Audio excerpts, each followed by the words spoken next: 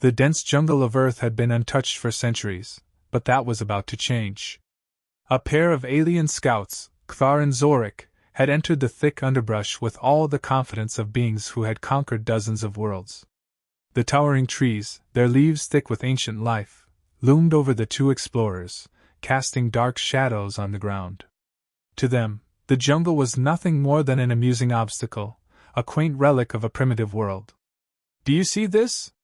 Kthar's voice rang out, the cold, mechanical undertones of his alien language distorted through his translator. "This planet is a joke. Look at this wildlife. Primitive. Ludicrous." Zorik, younger and more inquisitive, couldn't help but agree, though his gaze was more captivated than scornful. "It's fascinating, yes, but it hardly seems worth the Empire's attention. The technology here is decades behind anything we've seen." They both laughed, their voices cutting through the dense, humid air. Kthar took a few steps, brushing a vine aside. It snapped back with a sharp crack, but the scouts didn't notice the movement. They were too focused on their sensors, their readings, and their own superiority. Zorik tapped the side of his helmet. "I've detected some energy fluctuations here. Maybe there's more to this place than we thought?" "Nothing we can't handle," Kthar dismissed. "If this primitive planet even has anything of value, the Empire will have it under control. But for now, we're just here for a little reconnaissance, a few laughs." They continued deeper into the jungle, unbothered by the thick underbrush or the low growls echoing from unseen creatures in the distance. As they advanced, Zorik activated a small drone, sending it into the trees to scan for any unusual life forms. The drone buzzed away, its small form cutting through the air, but neither scout cared to watch it. A low whistle escaped Zorik's lips as he observed the trees, their massive roots curling into the ground like ancient sentinels. "Look at these plants," he muttered. "They seem alive, don't they?" Kthar snorted. "Alive? Please! A jungle full of overgrown plants doesn't concern the Vorten Empire. What concerns us is the waste of resources." He turned away, only for his foot to snag on a vine. With a sharp curse, he yanked his boot free. "It's nothing but a trap. Primitive tactics designed to ensnare the unprepared. How amusing!" As they continued their trek, they failed to notice a figure silently watching them from the shadows. Kale, the protector of this land, had seen their arrival from miles away. He had been tracking their movements since they first set foot on Earth. His sharp eyes, accustomed to the dense forest, caught every subtle shift in the underbrush, every displaced branch. Kale's deep connection to this jungle had made him its invisible guardian. The aliens had no idea how close they were to stepping into the hunter's domain. He had seen them before, scouts like these. Arrogant. Overconfident. They thought their technology would shield them from the Earth they were so eager to claim. But they didn't understand. They didn't understand the land, the creatures, the trees. It wasn't their world to conquer. Not if Kale had anything to say about it. His mind sharpened as he calculated their path. He knew how they moved. He knew where they would step next. And he would be ready. He crouched down behind the thick foliage, blending into the shadows like a ghost. His breath was steady, his senses tuned to the jungle. The sounds of the scouts' laughter still echoed faintly through the trees. It was an annoyance, their dismissive tone of Earth and its wildlife, but Kale knew better than to let anger cloud his judgment. He had learned that the jungle demanded patience. It gave you nothing unless you earned it. And these invaders would earn nothing. After a few more steps, Kthar paused, his eyes scanning the dense foliage. He flicked a switch on his gauntlet, activating a scan of the area. "There's something off about this place," he muttered. "I'm picking up movement. Energy signatures are fluctuating. But nothing should be here. It's probably just the local wildlife," Zorik suggested, though he sounded less certain. "But we should be careful. I've heard rumors of feral humans on planets like this. They can be unpredictable." Kthar's laugh was harsh. "Humans? Don't make me laugh. A species that's barely out of the Stone Age? I'll be more worried about the mosquitoes than some wild humans. Maybe we should check that." Zorik said, his curiosity piqued. No, Kthar snapped. We've got the data we need. Let's head back before we waste more time in this jungle. Nothing of value here. But it was too late. The jungle had already begun to shift. A branch cracked nearby, and the air grew heavier. Zorik's head snapped around, but by the time he had registered the change, a blur of motion launched from the shadows. Kale moved with the fluidity of the jungle itself, silent and swift. A vine wrapped around Zorik's wrist, pulling him toward the ground in one sharp motion. Zorik gasped, his hand scrabbling at his wrist, but the vine only tightened. What the hell? Zorik shouted, trying to reach for his weapon, but before he could, the earth beneath him shifted. Kale's foot slammed into the dirt, and a thick root shot up, entwining Zorik's legs, keeping him rooted to the ground. Kthar spun around, his weapon drawn in a heartbeat. What's going on? Kale stepped into the clearing, his eyes burning with an intensity that made Zorik and Kthar freeze. The jungle seemed to hold its breath. Kale didn't speak at first. He only surveyed the two scouts, sizing them up as one might study an animal before deciding whether it was a threat or prey. His hand tightened around the hunting knife strapped to his side. The blade gleamed in the filtered sunlight. You've made a mistake, Kale finally said, his voice calm yet lethal. This jungle is mine, and you will leave now. Before I show you what happens when you underestimate Earth. Kthar raised his weapon, aiming it directly at Kale's chest. You think you can stop us? You're nothing more than a primitive, misguided creature. Kale's lips curled into a smile. Underestimate me again. I dare you. The jungle around them seemed to respond to his challenge, the air thickening with the pulse of Earth's raw power. The vines, the trees, and the very ground seemed to stir in anticipation. And Kale, the hunter, prepared to show the invaders that Earth was far from the weak and primitive world they thought it to be. The game had changed. The moment the vines snapped tight around Zorik's wrist, the atmosphere shifted. The dense jungle, which had previously appeared to be a peaceful yet untamed paradise, now felt like a cage, a living entity that had turned its attention to the invaders. Zorik struggled against the vine, pulling at it, but it held fast, its grip like iron. Kthar immediately reacted, raising his weapon to the ready, his fingers dancing over the controls of his gauntlet. What the hell is going on? He growled, his eyes scanning the area, searching for any sign of what had attacked his partner. His pulse quickened, the thrill of battle rising in his chest, but something deeper stirred in the pit of his stomach, an unease he couldn't shake. Kale stood just beyond the clearing, his silhouette framed by the towering trees. His dark eyes locked onto Kthar's, unblinking and calm. He was a stark contrast to the chaos, a silent force of nature in the heart of the jungle. Zorik struggled again, his voice rising in panic. Kthar! Get me out of here! Kthar's attention snapped back to his partner, and he started forward. But before he could reach Zorik, a thick, gnarled root shot up from the ground, wrapping around his legs and pulling him down to his knees. His arms flailed, trying to maintain balance as the earth seemed to turn against him. What in the universe is this? Kthar spat, looking at the ground in disbelief. The root tightened, and his weapon systems locked up, their signals blocked by the dense foliage. Kale moved closer, the jungle parting around him as if it recognized its master. His boots barely made a sound as they brushed against the moss-covered ground. He came to a stop just in front of the scouts, his eyes glinting in the shade.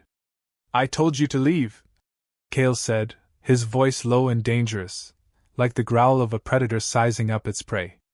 Kthar hissed, still fighting the constricting roots. We won't be intimidated by you. You don't understand, Kale interrupted, his gaze unyielding.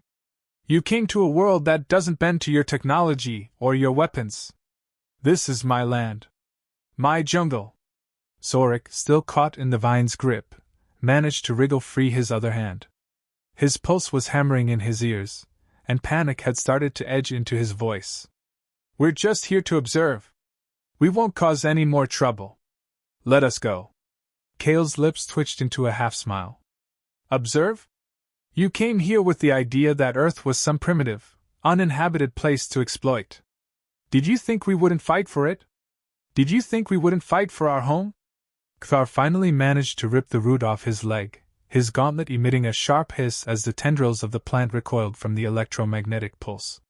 He stood, eyes blazing with fury. You're nothing more than a backward human, living in the past.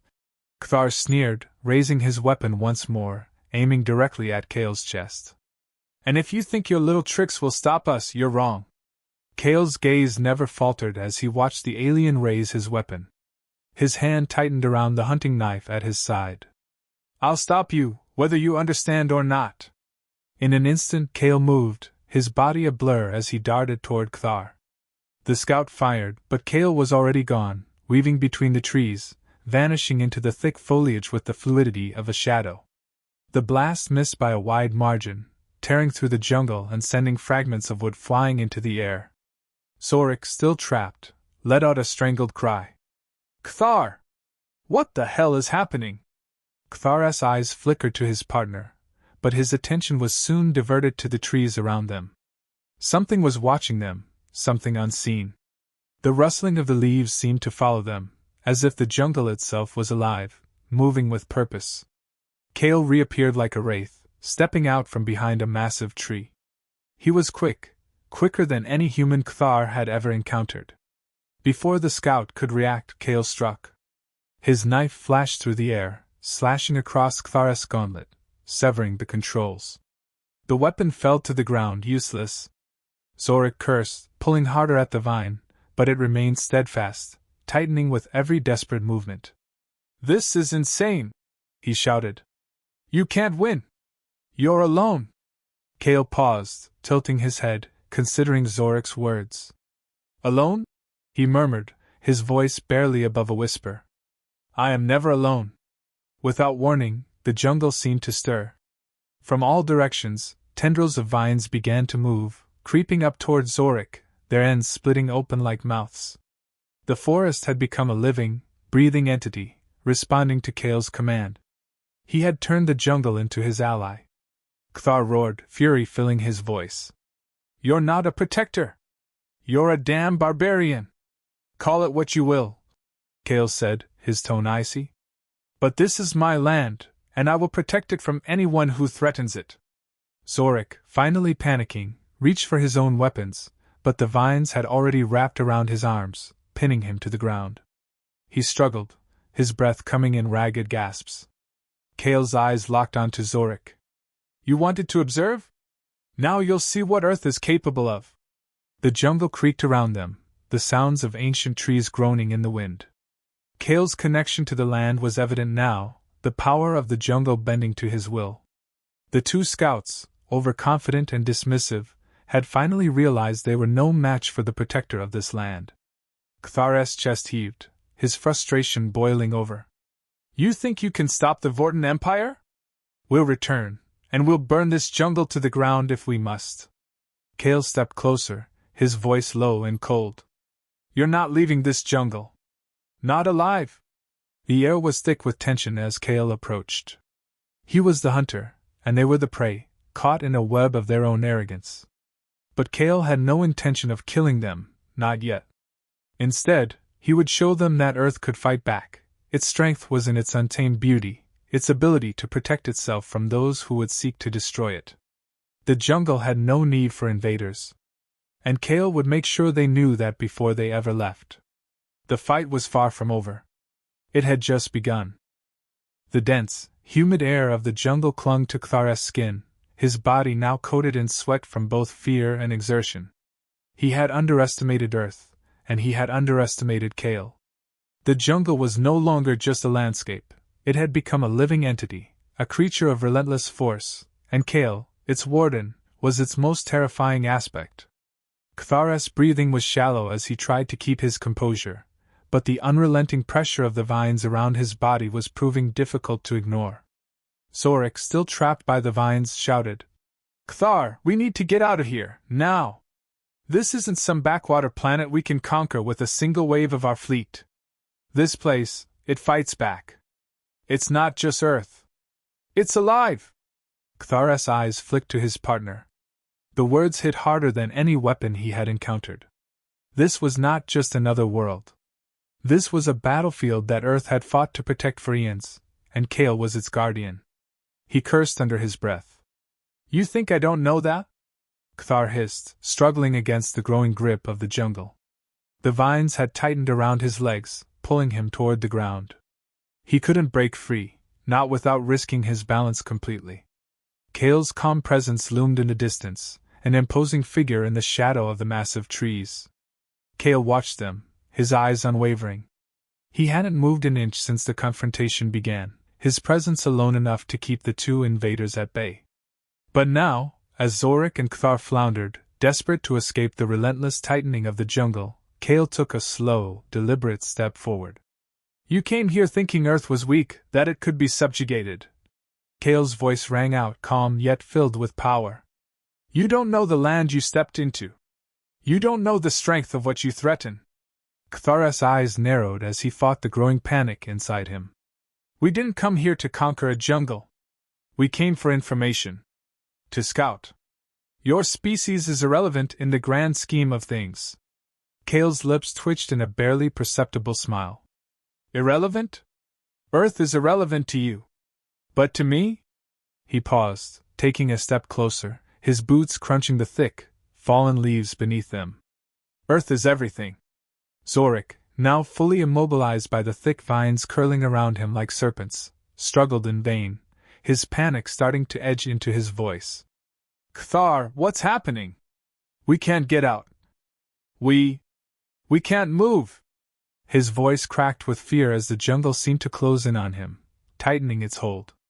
Kale's focus shifted to Zorik, who was gasping for air. You don't belong here, Kale said, his voice resonating with quiet authority. You thought you could come, take what you wanted, and leave without consequence. But Earth doesn't forget. It never forgets. The jungle seemed to pulse in response to Kale's words, the rustling of the leaves and the faint cracking of branches echoing in the air. The trees, ancient and wise, were the silent witnesses of this moment. And they were as alive as Kale, as much a part of him as the blood coursing through his veins. Kthar looked around, his eyes wide. The vines were everywhere now. They twisted up from the ground, rising in unnatural patterns, as if the earth itself had grown sentient. The trees creaked, their branches reaching like arms, and the ground beneath their feet seemed to shift in a way that was almost deliberate. Stop it! Kthar roared, pulling at his restraints. This is insane! We're just here for information. Kale stopped in his tracks, his expression unreadable. You're not leaving until I know you've learned what Earth is capable of. He walked forward, reaching out to pull at the vines that held Zorik in place. But instead of pulling Zorik out, he simply placed a hand on the tendrils, and the vines immediately slackened, releasing their grip, though only slightly. Zorik fell to his knees, gasping for breath. Why are you doing this? Zorik demanded, still shaken by the near-death experience. Kale's gaze softened for just a moment. Because you need to understand. This land is not yours to take. Earth has its own guardians. And you are not welcome here. The forest seemed to hold its breath, waiting. Kthar, now aware of the power Kale wielded, tried to make one last move. He reached for a small device on his belt, the emergency transponder that could call for backup, but Kale was faster. In a swift motion, Kale reached down, his hand closing around Kthar's wrist, stopping him. You won't call for help. Not here. Kthar's eyes widened, the sense of helplessness settling over him like a heavy cloak. You think this will stop the Empire? You're outnumbered. A few plants won't be enough to save you. Kale's face remained calm, though there was a fire in his eyes. The Empire doesn't concern me. I'm here for Earth. And Earth doesn't need an army. It needs its protector. And that you cannot take from it. Zorik, still trying to recover from the shock, slowly looked up at Kale. You really believe this place is worth dying for? That you are worth dying for? Kale knelt down to Zorik's level, his eyes intense. You misunderstand. Earth doesn't need to fight back, it will fight back. Whether you're ready or not. And if you think you can conquer a planet by just stepping into it, you'll learn the cost. The jungle stirred again, the roots and vines writhing under Kale's silent command. The two scouts could feel the pressure rising, the earth beneath their feet seemingly tightening its grip as if urging them to understand. I will give you a choice, Kale said, his voice lowering to a dangerous whisper. Leave now, without the technology, without your pride. Go back to your ships and forget you ever encountered Earth. Or stay. And the jungle will decide your fate. Kthar gritted his teeth, his pride and arrogance still refusing to let go. We don't make deals with primitives like you. Kale's face softened slightly, but the intensity in his eyes never wavered. Then you will learn what it means to fight against Earth. The jungle seemed to react as though it had been waiting for the final command. Vines shot out like whips, brushing against Kthar and Zorik, not in anger, but in warning. Kale straightened up, allowing the jungle to do its work. The scouts were trapped, not by Kale's force, but by the Earth they had so underestimated. You've trespassed in the wrong place, Kale said, his words final. Now Earth speaks.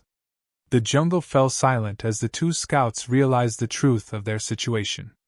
They had underestimated the planet, its protector, and the unyielding spirit of the land. And now, the jungle would have its say,